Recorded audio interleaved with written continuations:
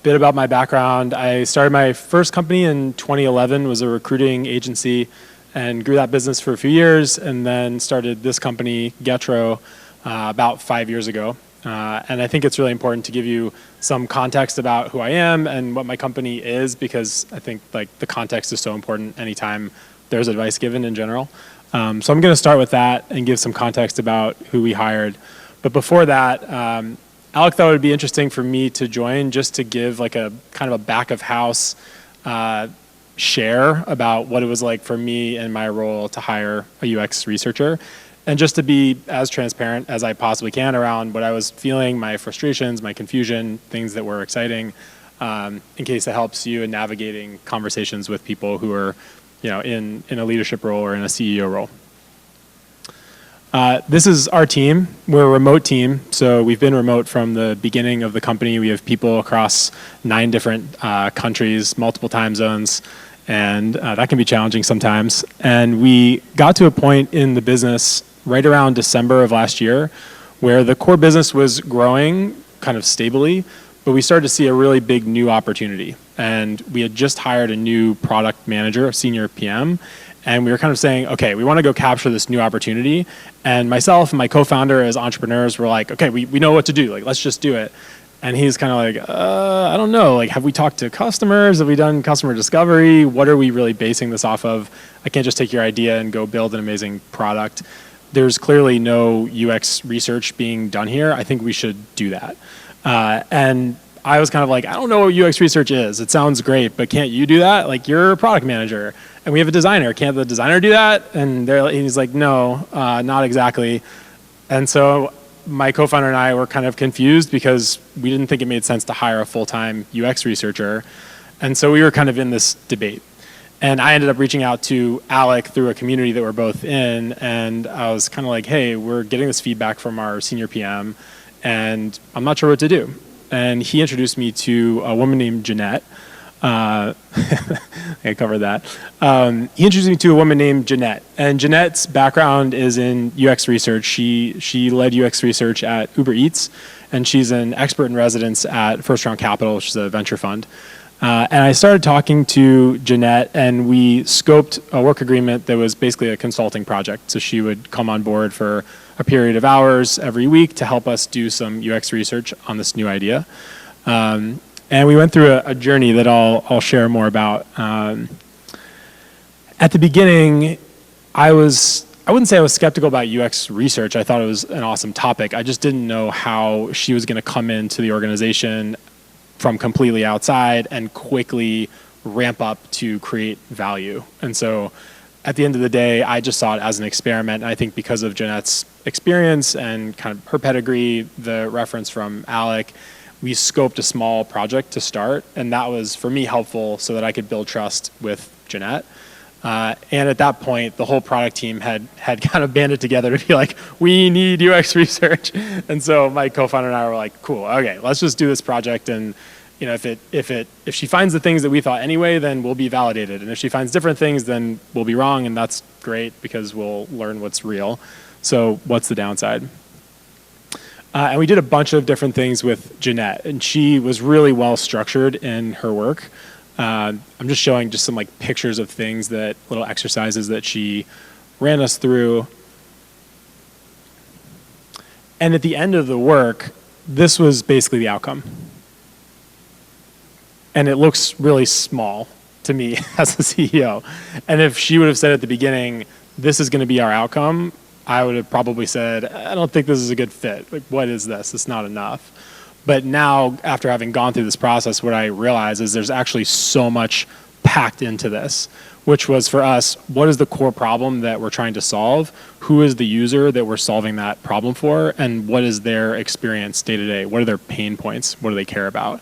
And before you build a product, obviously, you need to know that, because we were in a place where we're like, yeah, here's the user, but our product manager was kind of like, well, wait, you're talking about 4 different user segments. Which one is it? Where do I build first? And so this exercise really helped us clarify where we wanted to go. So going into this work, I was concerned it might not really generate ROI for our business. I didn't really know how to value the work from a monetary standpoint because I had never worked with UX research before. I thought that people on our team should probably be able to do this and that maybe she would be able to help somehow. I just kind of took a risk. And coming out, I learned a few really important things about our business, how we had been running, and just myself as an entrepreneur. The first was around why it's so important to do customer discovery from a clean slate standpoint. So when I'm in a call with a potential customer, I might be thinking I'm doing customer discovery, but I'm selling.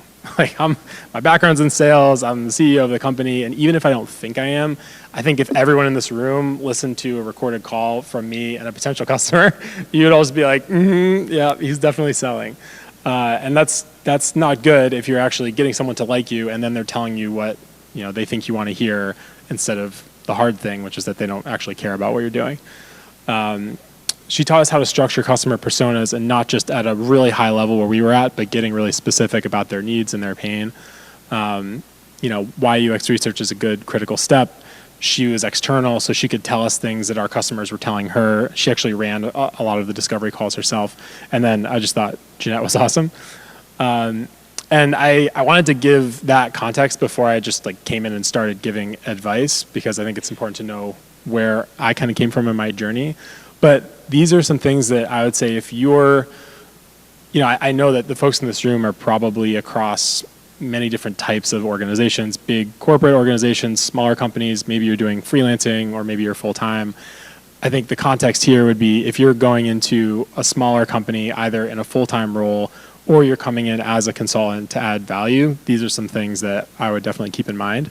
The first is just ask a lot of questions up front, because we didn't really know how to prepare her for the work, because we didn't really have a good education about what UX research actually was. So she just asked so many questions on the front end to uncover what was actually happening in the business, and we wouldn't have even known how to give her that information. The second is to expect that the scope of the project will creep, especially if it's a new idea or a new product.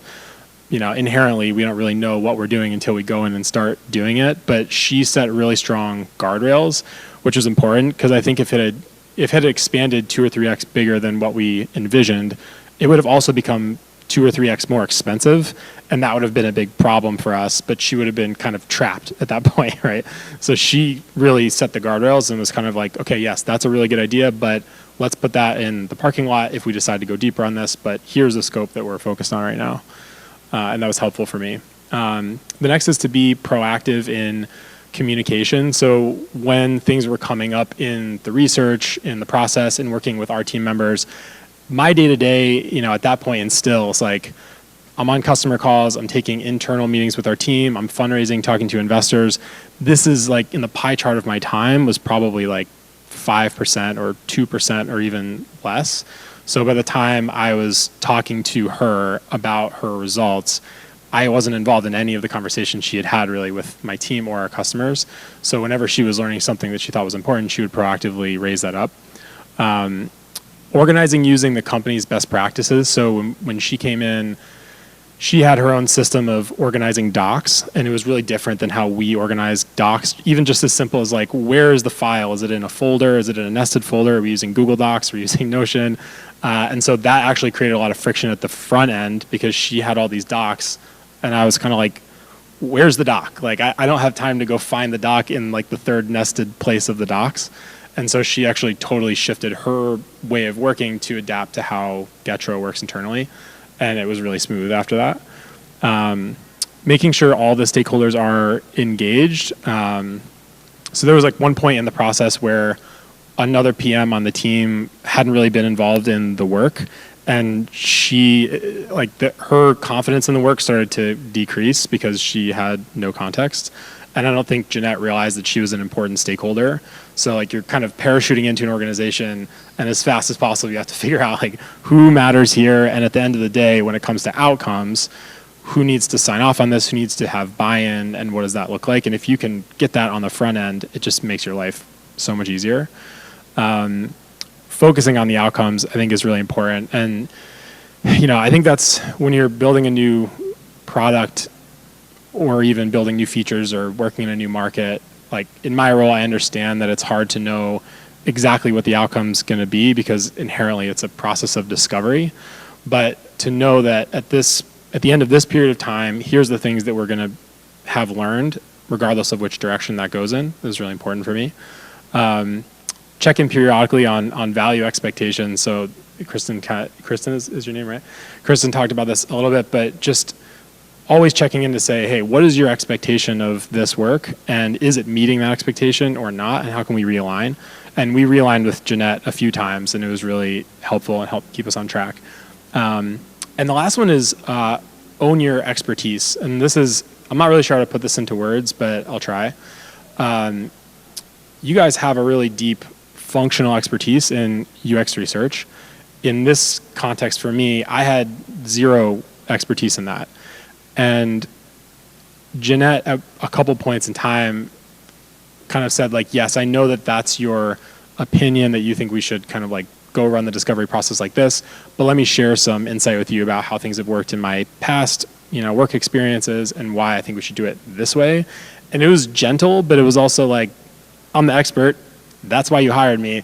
So, consider that. And I think it's important to really stand up for that expertise because, for me in my role, sometimes I'll just like push back with a question and that can be interpreted as, oh no, he wants us to go a different direction.